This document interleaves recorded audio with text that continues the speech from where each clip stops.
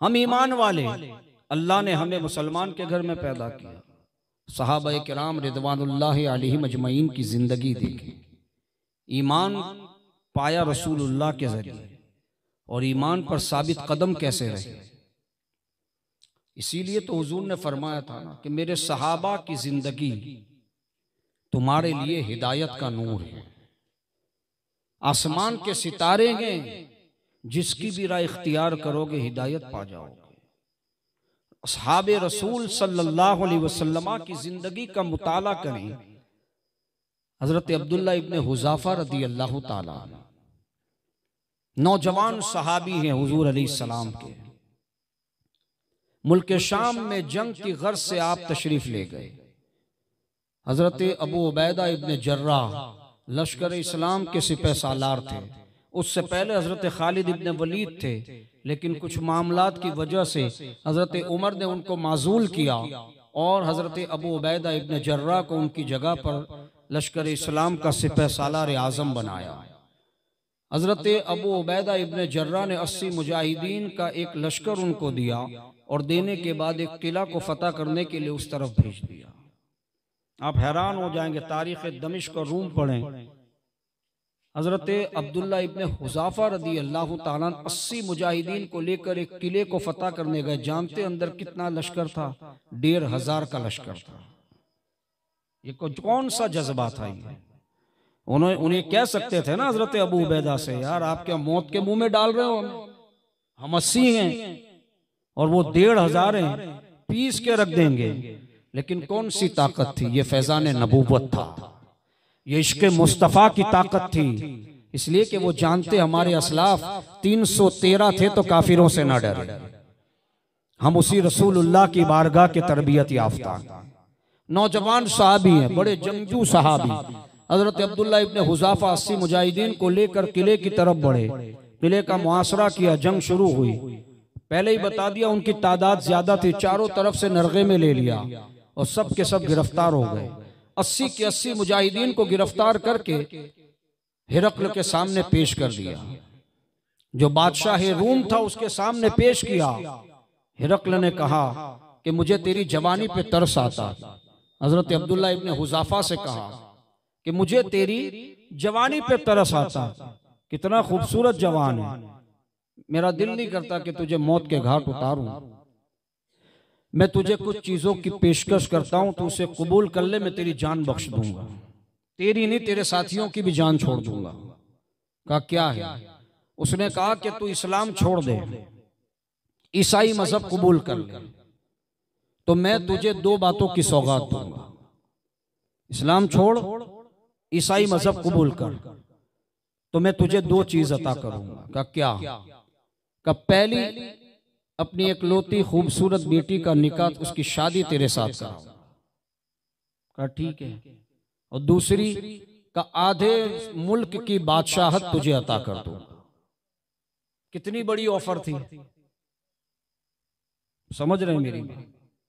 आज इंसान खूबसूरत औरत के पीछे पागल है। माँ बाप कहते बेटा वहां रिश्ता मत कर, हमारी मर्जी नहीं है, लेकिन नौजवान तबका आज माँ बाप की सुनता है। आज तुम अपने माँ बाप का दिल दुखाओगे, कल तुम्हारी औलाद तुम्हारा दिल दुखाएगी, बात तय है। अगर तुमने अपने माँ बाप का दिल रखा, कल वो औलाद तुम्हारा दिल रखेगी। अपने माँ बाप को अल्लाह की रहमत समझो। तुमने अगर इनको राजी किया, अल्लाह राजी हो जाएगा। अगर तुमने इनको नाराज किया, अल्लाह नाराज हो जाएगा। हुकूकुल इबाद को समझें। अगर किसी का बाप नाराज है, किसी की मां नाराज है, और वो बंदा 5 वक्त का नमाजी है, वो बंदा हर साल उम्रे और हज करने वाला है, ज़कात अदा करने वाला है, हदीस पाक का मुताला करें, जब तक माँ बाप उसे माफ नहीं करेंगे, अल्लाह रब्बुल इज्जत की बारगाह से उसे माफी नहीं मिल सकती। माँ बाप को सताने का गुनाह कितना बड़ा, माँ बाप को नाराज करना। फिर नमाज किस काम की, ये रोजे किस काम के, ये हज किस काम के, ये नेकियां किस काम की? कुछ काम नहीं आएगा अगर माँ बाप नाराज है। अगर माँ बाप राजी हैं तो अल्लाह राजी है। हजरत अब्दुल्ला इब्ने हुज़ाफा से कहा कि ये 2 इनाम के तौर पर मैं तुझे अता करूंगा। इतनी सारी दौलत, आज चंद रुपयों की खातिर बंदा अपना ईमान बेच दे। 50,000 लाख रुपया दे चलो जमात में, तो क्या चले जाएंगे? क्या हमारा ईमान इतना हल्का और सस्ता है? अरे ईमान वो चीज है कि सारी दुनिया के जेवरात कदमों में रख दे तब भी ईमान अनमोल है। ईमान की कोई कीमत ही नहीं है। ऐसी अनमोल दौलत है ये कि अल्लाह जिसे चाहता है उसको ईमान अता फरमाता है। ये ऐसी अनमोल नेमत है, तो इस नेमत की कदर करो। ये ईमान अल्लाह रब्बुल इज्जत ने हमारे दिल में पेवस्त किया हुआ। इस ईमान की कदर करो, इस ईमान को समझो। हजरत अब्दुल्ला इब्ने हुज़ाफा को इतनी बड़ी पेशकश हुई कि मेरी बेटी की शादी तुझसे कर दूंगा, आधे मुल्क रूम का बादशाह तुझे बना दूंगा। उसके बावजूद हजरत अब्दुल्ला इब्ने हुज़ाफा ने यह कहा, ए हिरक्ल, तू सारी दुनिया के खजाने और सारे मुल्क की बादशाहत, क्या पूरी रुए जमीन की बादशाहत भी मेरे हवाले कर दे, तब भी अब्दुल्ला के गले से रसूलुल्लाह की गुलामी का पट्टा नहीं उतर सकता। कैसे ईमान पर मुंजमिद है। तू चाहे वो सजा दे ले, लेकिन ईमान से हमारे कदम को लर्जा बराबर भी तू हटा नहीं सकता। हमें ईमान से तू बिल्कुल हटा नहीं सकता। हमने रसूलुल्लाह की गुलामी का पट्टा अपने गले में डाला है, तू हमारी जान ले ले, लेकिन हमारे दिल से ईमान नहीं निकाल सकता। जैसे ही हजरत अब्दुल्ला इब्ने हुज़ाफा ने बात कही, हिरक्ल को गुस्सा आया। उसने कहा कि आग जलाओ और आग के ऊपर कढ़ाई लगाओ और कढ़ाई के अंदर तेल डालो और तेल को खोलाओ। जब तेल खोलने लगा, कैद खाने से कैदी बुलाया गया और बुलाने के बाद उसके अंदर एक कैदी को डाल दिया। अब जलते हुए तेल के अंदर बंदे को डालें, क्या आलम होगा। इन 80 मुजाहिदीन के सामने सारा मामला के हजरत अब्दुल्ला इब्ने हुज़ाफा देख रहे हैं। उसके बाद हिरक्ल ने कहा, देखो अब भी मौका के तुम्हारे सामने डेमो मैंने दे दिया, ये हालत तुम्हारी भी कर दूंगा। हजरत अब्दुल्ला इब्ने हुज़ाफा ने कहा, मौत मुझे कबूल के, लेकिन मुझे कुछ वक्त की मोहलत दे दे। कहा कितनी मोहलत चाहिए? कि बस 2 रकात शुक्राने की अल्लाह की बारगाह में अदा करूं। उसने कहा जा मोहलत दी। हजरत अब्दुल्ला इब्ने हुज़ाफा ने 2 रकात नमाज अदा की खुशू खुजू के साथ। जब आपने सलाम फेरा, सलाम फेरने के बाद आप दुआ के लिए हाथ उठाए और दुआ करने लगे। आपकी आंखों से ज़ारो कतार आंसू बहने लगे, आप रोने लगे। हिरक्ल समझ गया कि लगता है मौत का डर अब इसके दिल में बैठा के ये डर चुका है। हजरत अब्दुल्ला से कहने लगा, हिरक्ल बोल क्या इरादा के, क्यों मौत से डर गया, तेरी आंखों में आंसू आ गए। अल्लाहु अकबर। हजरत अब्दुल्ला इब्ने हुज़ाफा का वो तारीख साज जुमला, आप इरशाद फरमाते के हिरक्ल कोई खुशफहमी मत पाल ले, मेरी आंखों में आंसू इसलिए नहीं कि मौत से डर रहा हूँ। सुन ले, मैं वो उस माँ का बेटा हूँ जिस माँ ने मुझे मैदान जंग में जना है। और सुन ले, अगर मौत का खौफ होता, अब्दुल्ला मदीने की बहारें छोड़कर मुल्क शाम जंग के लिए कभी ना आता। सुन ले, मेरा बाप भी जंगजू था, खानदानी जंगजू हूँ। सुन ले, अब्दुल्ला मौत से नहीं डरता। बस इस बात का अफसोस है, मैं अल्लाह की बारगाह में इसलिए गिड़गिड़ा रहा हूँ, मौला तूने मुझे एक जान अता की, वो जान तेरी बारगाह में देने जा रहा हूँ। परवरदिगार, अगर अब्दुल्ला को हजारों लाखों करोड़ों जान देता, एक एक करके तेरे दीन पर निशावर कर देता। इसी को बरेली का ताजदार कहता कि 2 जहां से भी नहीं जी भरा, करूं क्या करोड़ों जहान की। अल्लाह अकबर। आप देखें हजरत अब्दुल्ला इब्ने हुज़ाफा की इस्तिकामत को, फरमाते के एक जान क्या के, अगर हो करोड़ों तेरे नाम पर सबको मैं वारा करूं मैं। अल्लाह अकबर। जब हजरत अब्दुल्ला इब्ने हुज़ाफा की इस्तिकामत से भरी हुई बात सुनी, हिरक्ल के दिल में नरमी पैदा हुई। अपने वजीर से कहा इन्हें कैद खाने में डाल दो। कैद खाने में डाल दिया गया। इनका सारा मामला हजरत अबू उबैदा तक पहुंच चुका था। हजरत अबू उबैदा ने सारी कैफियत मदीने के लिए रवाना कर दी। हजरत उमर फारूक आज़म,